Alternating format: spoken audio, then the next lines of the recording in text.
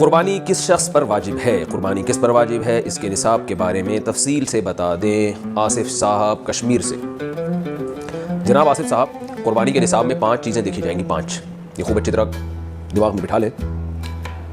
और ये 5 चीज़ें किस दिन देखी जाएंगी? बकरा ईद की सुबह सादिक यानी 10 ज़िलहिज्जा की सुबह सादिक से लेकर 11-12 ज़िलहिज्जा के गुरूब आफ्ताब, यानी ये जो 3 दिन है ना कुर्बानी के, 10, 11, 12, इन 3 दिनों में कोई शख्स साहिब निसाब हो तो उस पर कुर्बानी वाजिब है।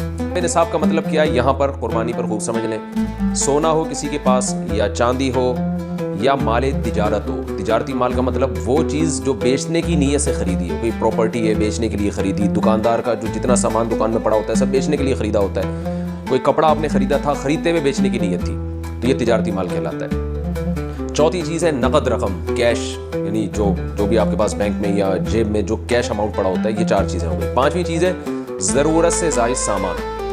ज़रूरत से ज़ायद सामान में बहुत तफसील है। आसान इसकी एक जो हम अगर ज़ब्त कर सकते हैं तो वो चीज़ जो पूरे साल भी इस्तेमाल ना होती हो। घरेलू चीज़ों में वो चीज़ें जो पूरे साल भी इस्तेमाल ना होती हो, जैसे कपड़े कोई या बर्तन है, डिनर सेट है, पूरे साल इस्तेमाल नहीं आता। इसी तरह कोई प्रॉपर्टी पड़ी हुई है जो ना किराए पर दी है आपने और ना आप उसमें रहते हैं, वो प्रॉपर्टी भी ज़रूरत से ज़ायद में दाखिल है।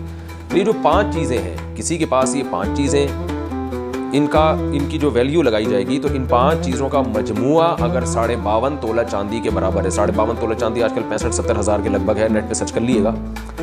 तो किसी के पास ये 5 चीज़ें, या 5 में से 4 चीज़ें, या 4 में से 3 चीज़ें, या 3 में से 2 चीज़ें, या कोई एक चीज़ 52.5 तोला चांदी के बराबर है, और ये बकरीद की सुबह सादिक से लेकर ज़िलहिज्जा की 12 तारीख की गुरूब आफ्ताब से पहले तक रहती है उसके पास, तो ऐसे शख्स पर, यानी बकरीद की सुबह सादिक के वक्त उसके पास ये निसाब मौजूद था और ये 13 तारीख की ज़िलहिज्जा तक उसके पास ये निसाब मौजूद रहता है, तो वो साहिब निसाब कहलाएगा।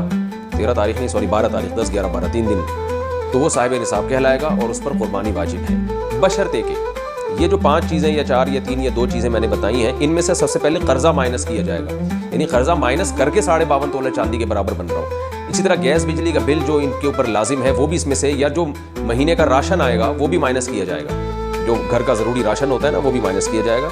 माइनस करने के बाद अगर 52.5 तोला चांदी के बराबर रकम बच रही है तो ऐसे शख्स पर कुर्बानी वाजिब है, चाहे मर्द हो चाहे औरत हो।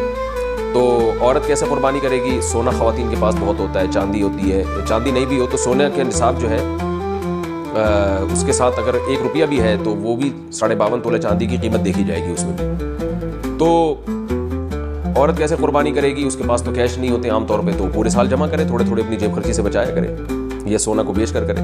अलबत्ता किसी के पास सिर्फ सोना ही है और यानी बाकी 4 चीज़ों में से कुछ भी नहीं, 1 रुपया भी नहीं है, तो फिर 7.5 तोला सोना जब तक नहीं होगा कुर्बानी वाजिब नहीं होगी। यानी सोने के साथ अगर चांदी है या पैसे हैं या तिजारती माल या ज़रूर से ज़्यादा सामान है, फिर सोने की वैल्यू देखी जाएगी, सोने से नहीं देखा कुछ भी नहीं, 1 रुपया भी। लेकिन अगर सिर्फ सोना ही है, 7.5 तोला सोना जब तक नहीं होगा कुर्बानी वाजिब नहीं होगी। यानी सोने के